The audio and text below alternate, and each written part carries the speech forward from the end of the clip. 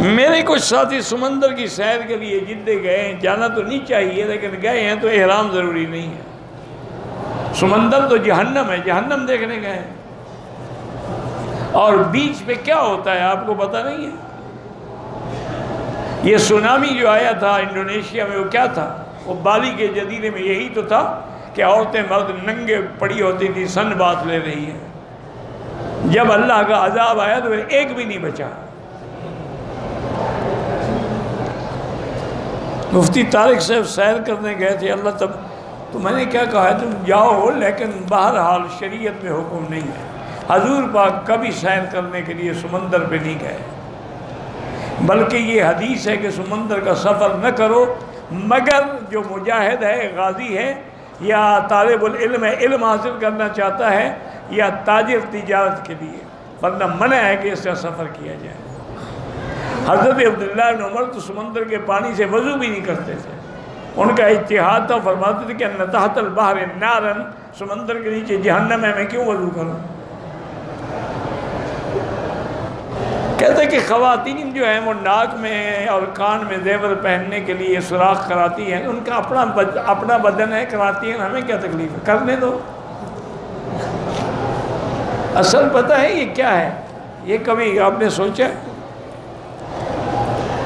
اصل یہ تھا کہ زمانے جاہلیت میں جو بڑے بڑے قبائل ہوتے تھے نا، وحشی قبائل، وہ جا کے عورتوں کو قید کرتے تھے، ان کے گلے میں زنجیریں ڈالتے تھے، پاؤں میں زنجیریں ڈالتے تھے، ہاتھوں میں زنجیریں ڈالتے تھے، ان کے ناک میں سوراخ کر کے بھی رسیاں ڈالتے تھے۔ یہ ان کی مردانگی کی علامت تھی۔ ہم نے تھوڑا سا اس کو رنگ دے دیا ہے کہ وہ ہتھکڑیاں ڈالتے تھے، ہم کنگن پہنا دیتے ہیں۔ وہ پاؤں میں زنجیریں ڈالتے تھے، ہم پاؤں میں کڑیاں ڈال دیتے ہیں۔ وہ ناکوں میں رسی ڈالتے تھے، ہم ناک میں نتھ ڈالتے ہیں، وہی چیز۔ اسی لیے آج بھی شادی پر دیکھا ہے اپنے دولہے کو گھوڑے پہ چڑھا کے لے آتے ہیں، وہ ڈاکہ مارنے آ رہا ہے نا، کسی کو لڑکی کو اٹھانا ہے نا بیچارے نے۔ اچھا وہ حالت یہ ہوتی ہے کہ اوپر بیٹھے ہوئے ایسے نہیں کانپ رہا ہوتا، کبھی گدھے پہ بھی نہیں بیٹھا، گھوڑے پہ جو سواری کرے گا۔ یہ وہی ہے، وہ رسم ہے، وہی چلی آ رہی ہے، اسی کو ہم دہرا رہے ہیں۔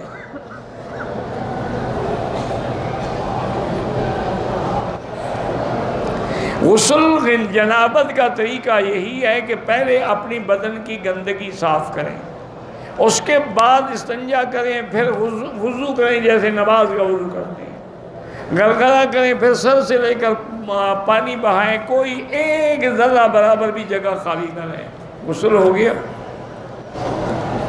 میری بیوی کو جنات پیچھے سے دھکا دیتے ہیں، ماشاءاللہ، سورۃ البقرہ پڑھی کرے، چلو آگے سے دھکا تو نہیں دیتے نا، یہ سب جھوٹ ہے، کوئی دھکا شکا نہیں دیتا۔ اللہ کے انبیاء سب قبروں میں زندہ ہیں۔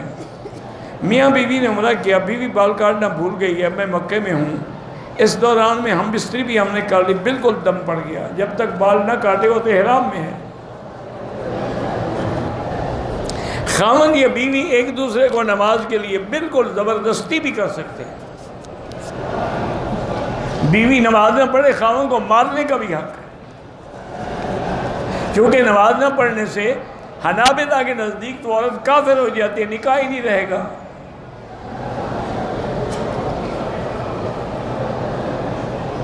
سالانہ جو بچوں کی سالگرہ مناتے ہیں، یہ انگریزوں کی سنت ہے، اس کا حضور کی سنت سے کوئی تعلق نہیں۔ کیک بھی کاٹتے ہیں نا، اب تو خیر مسلمان ترقی کر کے ماشاءاللہ حضور کے نام پر جو میلاد میں اس میں بھی کیک کاٹتے ہیں۔